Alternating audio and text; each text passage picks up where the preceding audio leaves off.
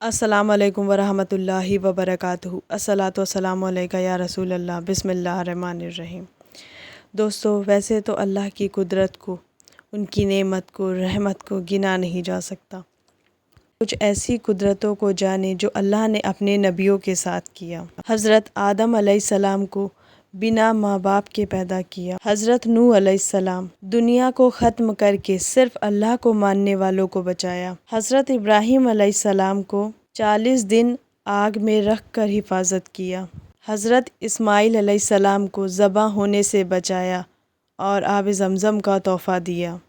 حضرت یونس علیہ السلام کو 40 دن تک مچھلی کے پیٹ میں رکھ کر حفاظت کی۔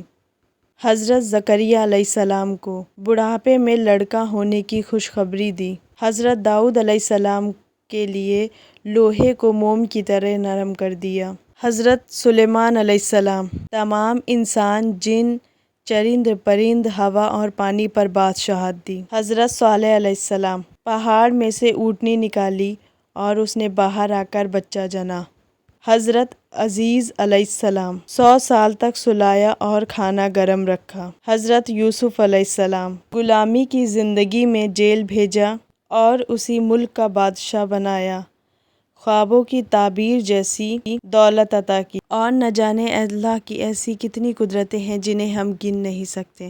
اللہ کی رحمتیں اور نعمتیں ہم پر ہر وقت برستی رہتی ہے۔